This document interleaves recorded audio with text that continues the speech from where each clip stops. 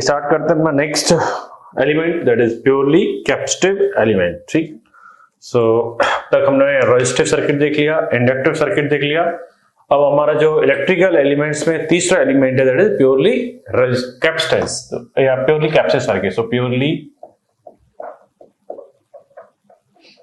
Capacitive circuit देखते हैं क्या है।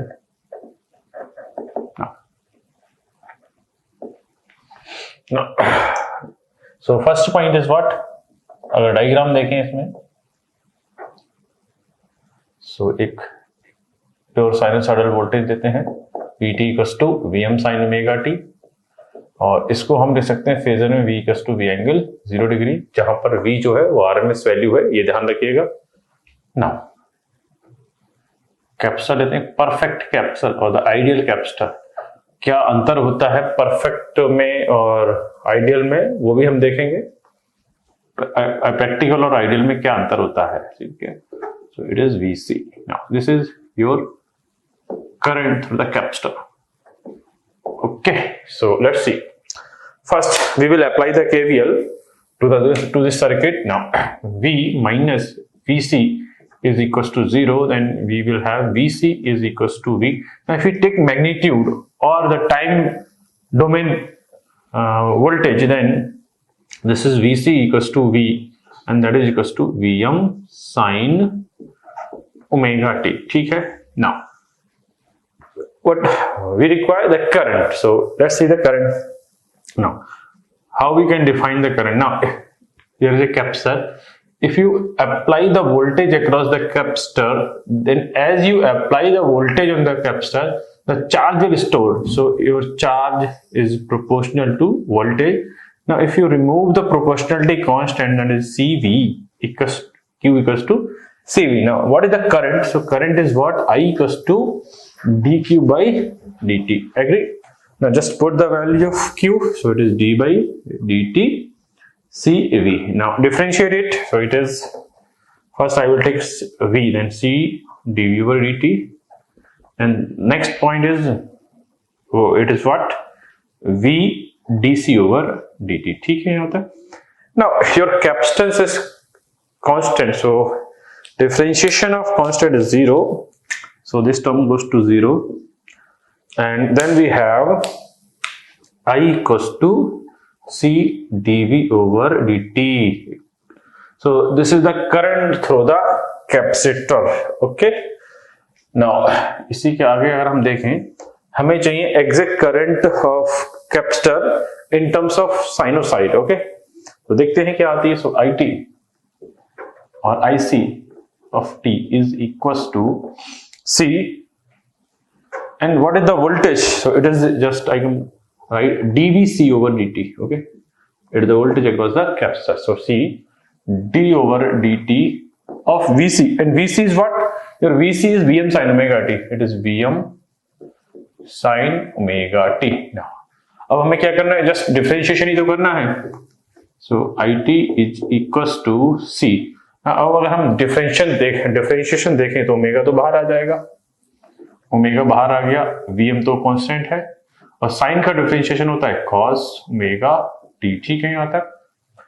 Now It is equals to Vm omega c into cos omega t। ठीक है। अब जो इक्वेशन लिखनी है मेरे को current through the capacitor in standard form लिखनी है, तो स्टैंडर्ड फॉर्म लिखने की देखिए क्या क्या करते हैं। It is equals to Vm। Now इसको अगर ऐसे लिख दें तो कोई फर्क पड़ेगा क्या? कोई फर्क नहीं पड़ेगा। ठीक है यहाँ तक। इनटू और cos ओमेगा टी को क्या लिख सकते हैं? sin omega t plus pi by 2। ठीक है यहाँ तक। अब अगर मैं बात करूं इसको, It is equals to Vm। Now I am just defining a word that is Xc। It is Xc। ठीक है यहाँ तक। So it is Xc, it is sin omega t plus pi by 2। Now It equals to Vm by something, like for the resistor Vm by R, for the inductor B by XL. Now similarly for the capacitor Vm by XC. So it is what? Vm upon XC. Okay, and Vm by XC is what? Let Let's wait. So it is I write as Im sin omega t plus pi by 2. ठीक है यहां तक. So this is the exact current through the capacitor when you applied a pure sinusoidal voltage. अगर मैं इसको अब phasor में लिखना चाहूं then it is I angle plus 90 degree. ठीक है यहां तक. अब जो हमने वर्ड्स लिए हैं उनको थोड़ा सा और डिफाइन कर लें. क्या क्या वर्ड्स लिए हैं. ठीक है यहां तक. तो हमने क्या लिया है, फर्स्ट वर्ड जो लिया है Im लिया है, और Im किसके बराबर लिया है, Im को देखें तो Vm by Xc, Vm by Xc. ठीक है. और अगला जो वर्ड लिया है Xc, Xc is 1 upon omega c. ठीक है.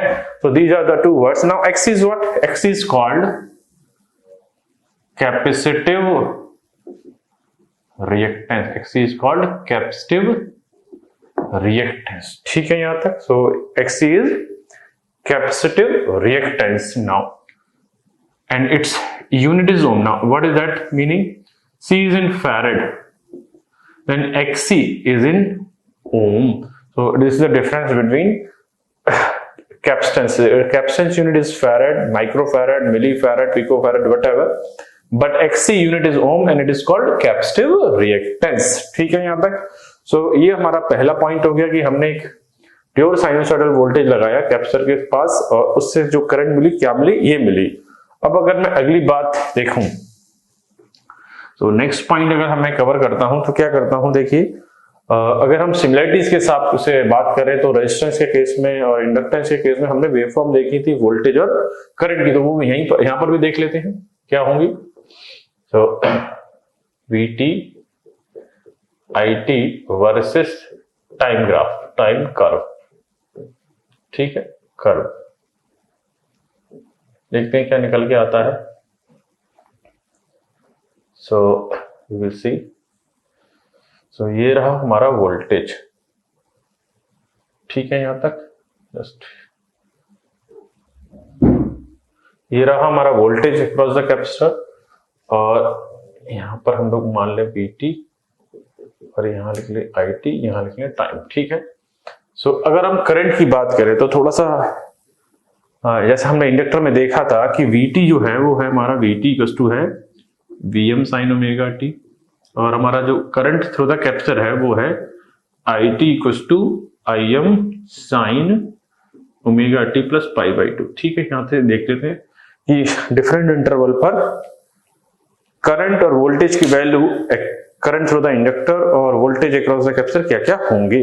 तो पहली बात अगर मैं यहां से करूं, देखिए क्या होगी, ओमेगा टी 0. अगर ओमेगा टी 0 है तब V0 जो होगा वो 0 होगा.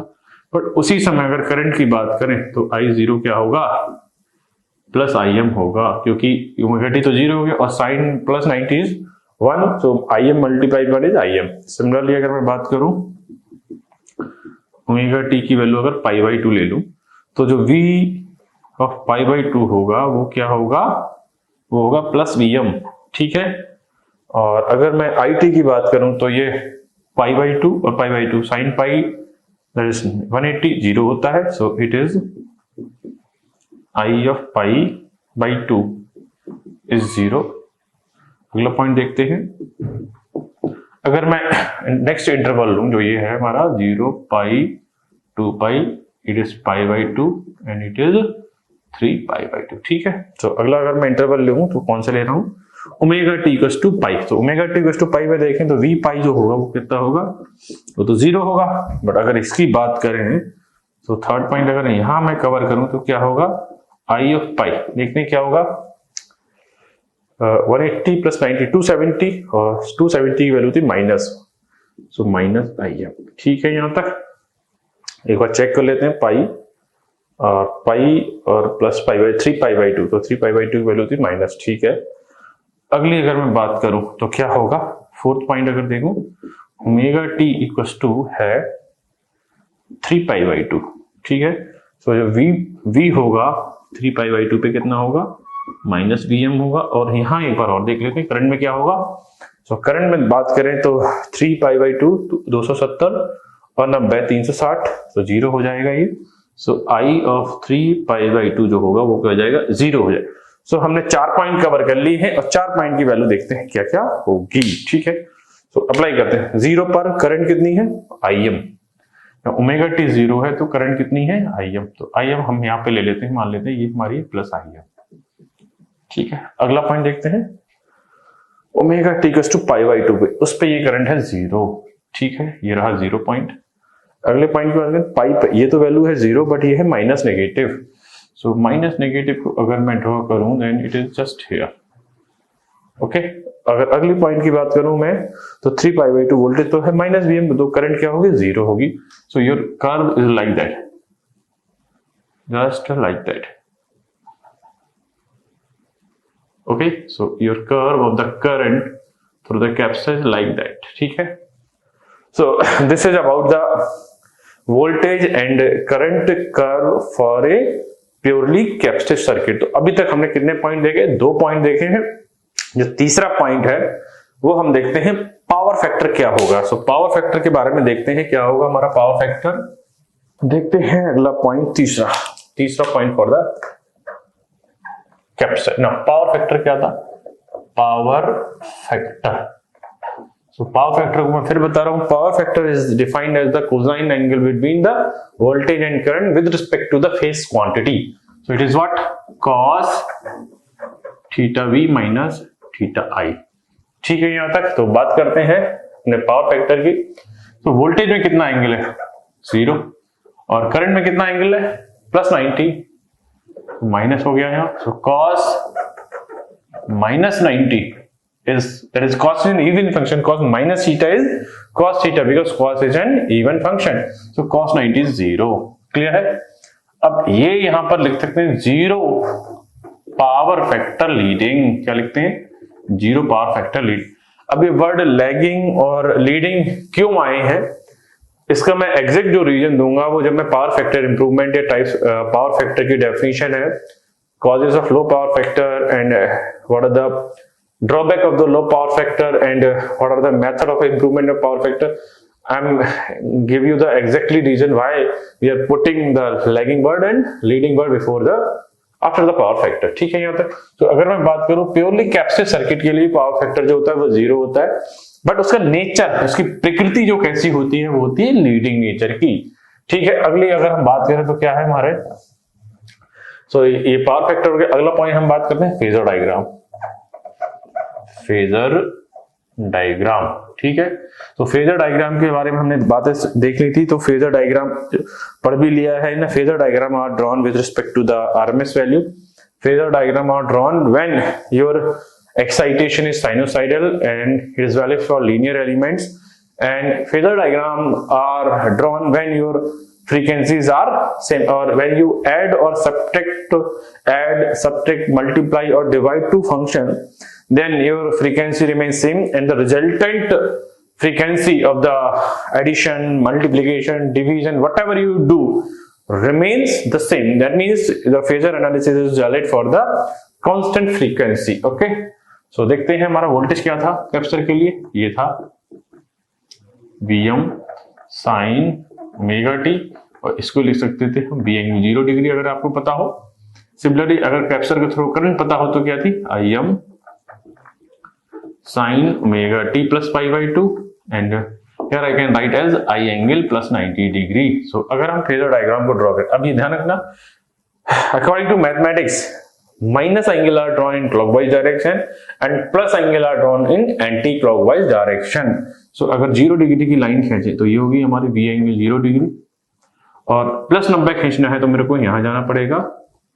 so it is I angle plus 90 degree, so it is plus 90। okay, don't mark plus। okay, now अगर हम देखें यहां से तो क्या कंक्लूजन निकाल सकते हैं, तो हमने अगर रेजिस्टर के लिए याद हो, for a purely resistive circuit the voltage and current are in phase।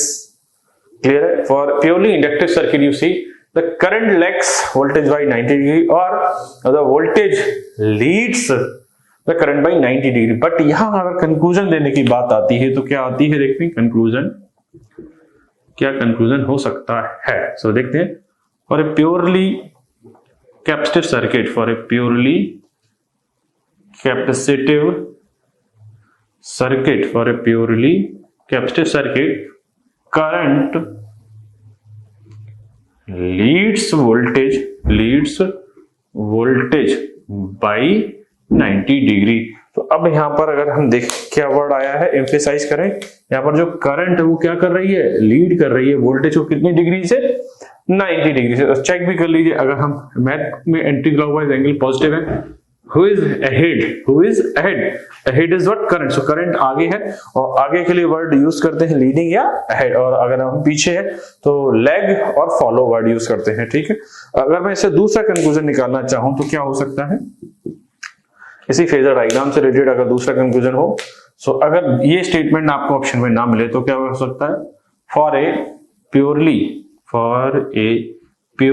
Capacitive circuit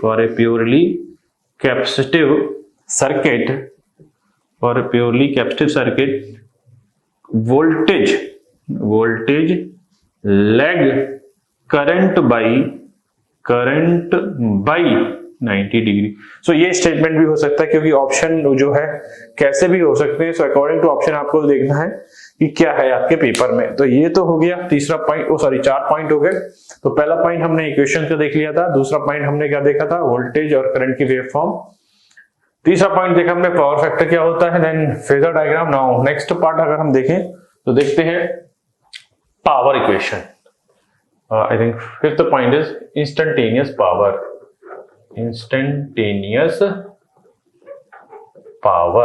देखते हैं क्या होगा। तो let's see the instantaneous power equation. So the instantaneous power क्या होती है, इसको भी हम डिटेल में देखेंगे, इंस्टेंटेनियस पावर या एवरेज पावर वगैरह क्या क्या होती हैं। So instantaneous power is the product of instantaneous voltage into instantaneous current. तो वोल्टेज की अगर वैल्यू बात करें तो it is Vm sin omega T, ये हो गया आपका वोल्टेज। और अगर करंट थ्रू द कैप्चर की बात करें तो हमारा आंसर था Im sin omega t plus pi by 2, ठीक है यहां तक। सो मल्टीप्लाई कर लेते हैं, Vm Im into sine omega T into sine omega t plus pi by 2, ठीक है यहां तक। अब हम क्या करते हैं, इन दोनों को साइन को जो है कॉस में कन्वर्ट कर लेते हैं, Vm Im sine omega T into cos omega T, ठीक है यहां तक, क्योंकि sine omega t plus 90 degree को लिख सकते हैं कॉस ओमेगा टी। अब हम क्या करते हैं, इसको साइन 2 थीटा का अगर फॉर्मूला बनाना है तो हम 2 से मल्टीप्लाई करेंगे और क्या करेंगे, 2 से डिवाइड। तो लिख लेते हैं मल्टीप्लाई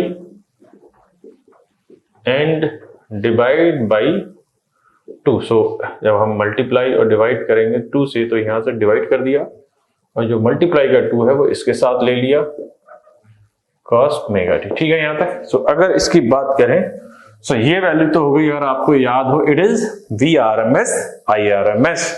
सो देखते हैं ये क्या होगा, Vrms Irms, और ये बन गया sin 2 ओमेगा टी का फार्मूला, ठीक है। सो it is the instantaneous power, ठीक है यहां तक। सो फिर मैं बता रहा हूं कि अगर आपको रजिस्टर याद हो तो रेजिस्टेंस के केस में इंस्टेंटेनियस पावर थी Vrms Irms minus Vrms Irms cos 2 omega T. But अगर इंडक्टर के लिए देखें तो वहां थी minus Vrms Irms sin 2 omega T. But अगर देखें कैपेसिटर के लिए जस्ट पॉजिटिव आया है Vrms Irms sin 2 omega T. तो कंक्लूजन क्या है यहां से, क्योंकि यहां से क्वेश्चन काफी आ रहे हैं, अगर आपने इंडक्टर और रेजिस्टर के लिए देखें, कंक्लूजन क्या है, जो वोल्टेज है उसकी फ्रीक्वेंसी ओमेगा, या करंट जो है उसकी फ्रीक्वेंसी कितनी है, ओमेगा, बट जो इंस्टेंटेनियस पावर है उसकी फ्रीक्वेंसी कितनी है, 2 ओमेगा। तो एक तो ओमेगा पे क्वेश्चन आया हुआ है, अगर ये f है तो यहां भी f है, बट यहां कितनी है, 2f है। अगर ये f 50 हर्ट्ज है तो ये भी 50 है, तो यहां कितना आंसर होगा, 100 हर्ट्ज। तो इस टाइप के क्वेश्चन आपने देखे भी होंगे और काफी आ भी रहे हैं एग्जाम में। अगले कंक्लूजन की बात करूं, in case of either resistive circuit or inductive circuit or the capacitive circuit, your instantaneous power is time dependent। so अगला अगर कंक्लूजन की बात करूं तो क्या होगा, instantaneous power is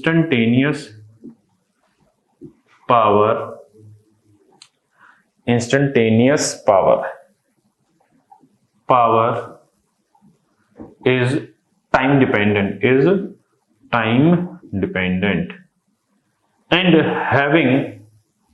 and having double frequency component and double frequency component. ठीक है यहां तक। सो चाहे प्योरली रेजिस्टिव से केस हो, प्योरली इंडक्टिव केस हो, चाहे प्योरली कैपेसिटिव, इन तीनों केसेस के लिए अगर बात करें तो जो पावर, जो इंस्टेंटेनियस पावर है वो टाइम डिपेंडेंट होती है, डबल फ्रीक्वेंसी कंपोनेंट होता है, और जो पावर है, ये जो पावर है एग्जैक्ट एक्सप्रेशन जो अगर मैं पावर की बात करूं तो ये जो पावर होती है ये पल्सेटिंग पावर होती है। किस तरीके से पावर होती है, इसको बोलते हैं pulsating power. Pulsating power, the power which is always varying with time. तो ये क्वेश्चन भी आपको जब हम 3 फेज और सिंगल फेज में कंपैरिजन करेंगे तो मिलेगा वहां पर कि what is the difference between the 3 phase and single phase, why we are using 3 phase for the generation, transmission and as well as for the distribution system. ठीक है यहां तक। सो ये दो कंक्लूजन हो गए किससे रिलेटेड, इंस्टेंटेनियस पावर से रिलेटेड। और कुछ हो सकता है, आई थिंक इतना काफी है, बाकी सारी चीजें हम रेजिस्टेंस और इंडक्टेंस में देख चुके हैं। अब अगर मैं बात करूं तो हम ड्रॉ करना चाह रहे हैं पावर कर्व। पावर कर्व, तो पावर कर्व देखते हैं क्या होता है इससे रिलेटेड। सो पावर कर्व की अगर बात की जाए तो देखते हैं 6 पॉइंट में क्या है power curve. So let's see the power PT, VT, IT versus time curve, versus time curve. ठीक है यहां तक। जैसा कि हमने रेजिस्टेंस के लिए देखा था, इंडक्टेंस के लिए देखा था, और कैपेसिटेंस के लिए भी देखते हैं क्या होगा। So I am drawing on the x-axis just omega t, okay, and on the y-axis we have PT, VT, IT। ठीक है यहां तक। तो फर्स्ट सबसे पहले तो हम लेते हैं वोल्टेज। तो ये रहा हमारा वोल्टेज। ठीक है यहां तक। तो ये रहा हमारा voltage.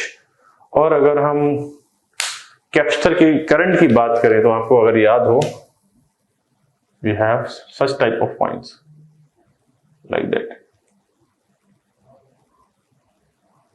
that we are having, if you remember, okay. So this is your current. I'm just taking dark so that it is visible to you. So this is your current, okay. So this is your current. Now I'm writing all the expression for the power, voltage and current. So voltage की अगर equation की बात करी जाए तो क्या थी, Vm sin omega t, और अगर IT की बात करी जाए तो क्या इक्वेशन होगी, Im sin omega t plus pi by 2। और अगर पावर की इक्वेशन देखें तो वहां से क्या है, PT equals to Vrms Irms sin 2 omega t। ठीक है यहां तक। सो हम पावर को जो है डिफरेंट पेन से ड्रॉ करते हैं, देखते हैं क्या होगा।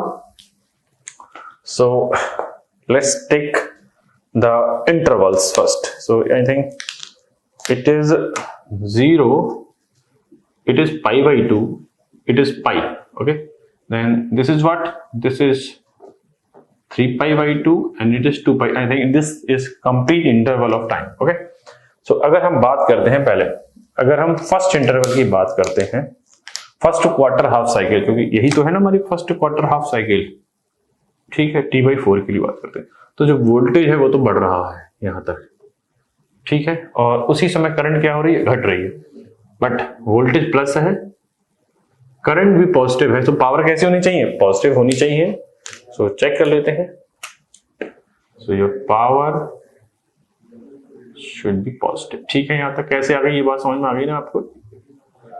So I am having dark red, now dark pen से इसको रेड कर लेते हैं। ये हो गई power for the first quarter half cycle. अब पावर है कैसी चेक कर लेते हैं, पावर जो है पॉजिटिव है भाई, ठीक है। यहां तक अगर हम नेक्स्ट क्वार्टर हाफ साइकिल की बात करें तो वोल्टेज प्लस है बट करंट माइनस, तो प्लस माइनस माइनस, तो it is like that. So it is your power for the next quarter half cycle, ठीक है यहां तक। So अगर यहां देखें तो यहां पर पावर कैसी है, निगेटिव है, ठीक है। अगली अगर बात करें तो यहां देखिए current negative, voltage negative and negative negative positive, So negative, negative, positive. So just drawing the power for the next third quarter half cycle. So it is like that. So it is this. ठीक है यहाँ तक. सो फिर देखते हैं अगर हमारी power जो है वो कैसी आ गई, पॉजिटिव आ गई. अगर हम नेक्स्ट क्वार्टर हाफ साइकिल की बात कर रहे हैं जो कि हमारी लास्ट क्वार्टर हाफ साइकिल है, तो वोल्टेज तो है positive, voltage is positive for this situation, but current is negative, so power is negative. It is like that, it is like that. ठीक है यहाँ तक. सो होपफुली ये बात आपको समझ में आ रही होगी. सो अगर हम पूरी साइकिल के लिए बात करें पावर की, so power positive, power negative, power positive, power negative. ठीक है यहाँ तक. सो अगर हम कंक्लूजन देना चाहें तो इससे रिलेटेड, पावर से रिलेटेड क्या क्या कंक्लूजन होंगे वो देख लेते हैं, फिर एवरेज पावर का कॉन्सेप्ट भी देख लेंगे. नाउ द कंक्लूजन, कंक्लूजन क्या है हमारा, the average power is zero. Average power is zero. Average power zero का मतलब क्या है, your purely inductive as well as purely capacitive circuit do not consume any power. Just take, give, take, give. That means for some cycle it takes the energy from the circuit, and for the another half cycle they return the energy. Okay, that's why the average power is zero. अगली अगर हम बात करें second, अगर conclusion की बात करें तो सेकेंड कंक्लूजन देखते हैं. For some point the voltage is increasing, some point voltage is increasing, and that duration current is decreasing, that interval the power is positive. अगर हम नेक्स्ट की बात करें तो देखें, अगली बात करें तो वोल्टेज और जो करंट है जब दोनों डिक्रीज हो रहे हैं तो ये पावर क्या कर रहे हैं, सर्किट से को दे रहे हैं. बट एक बढ़ रहा, एक वोल्टेज बढ़ रहा है, बट उसी समय करंट क्या हो रही है, घट रही है. तो उस समय सर्किट से को एनर्जी, सर्किट से क्या कर रहे हैं, एनर्जी ले रहे हैं. तो ये एनर्जी क्या कर रहे हैं, कंज्यूम. और यहां पर क्या कर सकते हैं, ये पावर क्या कर रहे हैं, इस पॉइंट में, इस पॉइंट की अगर बात करें, सॉरी इट इज रॉन्ग, यहां पर लिखना चाहिए था मुझे पावर कंज्यूमिंग. तो मैं पावर कंज्यूमिंग के लिए वर्ड बोल रहा हूं, जरा ध्यान से सुनिएगा मेरी बात. For the first quarter half cycle the voltage is increasing but current is decreasing, so the power is positive. That means for the first quarter half cycle the capacitor is taking energy from the circuit. ठीक है यहाँ तक. अगर मैं next quarter half cycle की बात करूं जो पाई बाई 2 से लेके पाई बाई तक, तो देखिए क्या है, your voltage is decreasing and current is also decreasing, then they are giving supply to the circuit. ठीक है यहाँ तक. So ideally